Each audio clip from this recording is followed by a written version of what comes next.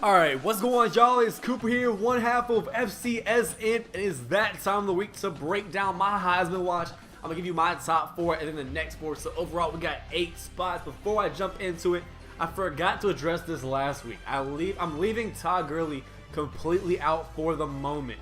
I had him near the top. I think I have number 1 and number 2 alternating pretty much every week depending on his performance.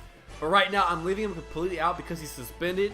And I'm not sure if he's going to be back. There's a chance he gets reinstated, but if not, then he's only played like, what, 4 games? I don't think there's any way he's able to work himself back in that spot, even if he comes back for the last game of the year. So if he comes back in the next few weeks, then maybe I throw him back in there depending on how he plays. But as of right now, it's just not fair to throw Todd Gurley in there against guys that are playing every week and putting up numbers. With that said, though, let's go ahead and get this thing started.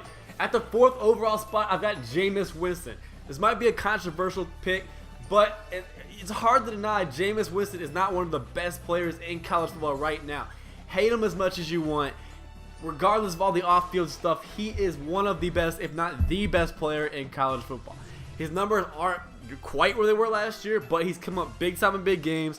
They were behind versus NC State. He led them back. His numbers were big time in that game. Notre Dame, he was 15 of 16 versus number 5 team in the country in that second half. And he's just been playing on fire. He had that one game that he was suspended for, which is going to hurt him. And I don't, by no means is Jameis Winston going to win this award. I think that's already out the window. There's no way Jameis Winston wins the Heisman Trophy this year because of that integrity factor they talk about when they're voting. A lot of guys are not going to vote for him just because of his off-the-field issues. But like I said, it's not fair to deny him a spot as one of the best college football players just because of the way he's been playing in the big-time games he's been winning. You got to throw Jameis Winston at that 4 overall spot. Next up is Melvin Gordon, a guy who has absolutely been putting the team on his back. This dude, Wisconsin has 2 losses, but this dude puts up big-time numbers week after week after week. It seems like he's getting 30 carries, 200 yards, and like 3 TDs every game. I believe he had a bye week this past week, so we didn't get a chance to see what he could do. But every week, Melvin Gordon seems to be just putting up these big-time numbers. And it's almost kind of like Andre Williams last year for Boston College. Doesn't play for the best team, but his numbers are so great and he makes such an impact for his team and he carries them so much that it's hard to deny him a spot as the Heisman finalist. Moving on to the number 2 spot, I've got Marcus Mariota. After that loss to Arizona, this Oregon team has got its feet back under him and they are rolling. They've got a chance to get back in that college football playoff. They continue to win. Marcus Mariota's numbers have been there. He is the reason Oregon is where they're at. Great field general. And he's just making all the plays, and it's almost impossible to deny a guy like that is putting up those kind of numbers for a competitive, possibly championship caliber team, a Heisman spot. So Marcus Mariota, number 2 overall spot. And then the number 1 spot, and this was the same as last week, I got Dak Prescott of Mississippi State. I've said this a couple of times. He's not the most efficient guy. He's not going to go like 25 with 27, something like that. He's going to have like around 55-60% pass percentage. And he's going to throw a bunch of touchdowns. The dude just makes plays. His numbers aren't like super efficient. He just makes plays when they need him to.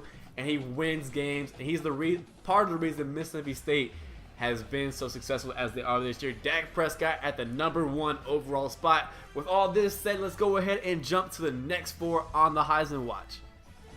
Alright, so here are my next 4 that I have on the Heisman Watch. And the number 8 overall spot, I have Bo Wallace. He hadn't done anything crazy stat-wise, but it's hard to deny him a spot if you're the quarterback and you're putting up pretty solid numbers on one of the top teams in the nation, and he's just the leader of that offense. It's tough to deny him at least some consideration. He's on the outside kind of looking in at this point in time. If he has a big game and Ole Miss continues to win, maybe they say they beat Mississippi State or something like that, then maybe Bo Wallace gets an invite up to New York. You never know. Maybe if he has a beast game, he's up near the top, but he's got a way to work up. Move on to Amir Abdullah. This guy had 4 touchdowns over the weekend, starting to redeem himself after that performance against Michigan State. This is a beast. Him and Melvin Gordon have been tearing up the Big Ten at that running back position. He's going to continue to work his way up as the season goes on. Amir Abdullah is definitely a beast. Moving on to that sixth overall spot, Amari Cooper. Alabama's passing game just goes through this guy. Whether it be a screen, intermediate, middle, over the middle, on the outside, going deep. They just throw the ball to Amari Cooper, and he comes through almost every time. Dude's putting up big-time numbers. 2 touchdowns in the win versus Texas A&M. And when you put up many touchdowns like that, just as a wide receiver, and you carry your team offense, I know they have a lot of good running backs, but he kind of carries that passing game. It's tough to deny him a spot as well. I have it the 6th overall spot. And then moving on to the 5th spot, I was impressed. I saw Evan Golston play in person at that Florida State game, and this dude's legit. He can throw the football, he can run the football, he's smart, he's efficient, and just because of the fact they lost, he's been a little bit turnover prone earlier on in the year. That's why he's not that top 4, but I could definitely see him working maybe into the top 2, top 3 by year's end if Notre Dame continues to win. Everett Golston is a playmaker. With that said, though, that's all I got for you guys this week with the Heisman Watch.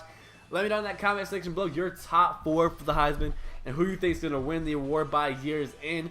Like the video if you enjoyed it and subscribe for more content like this. Follow me on Twitter at CooperFCSN. And it's Cooper signing out.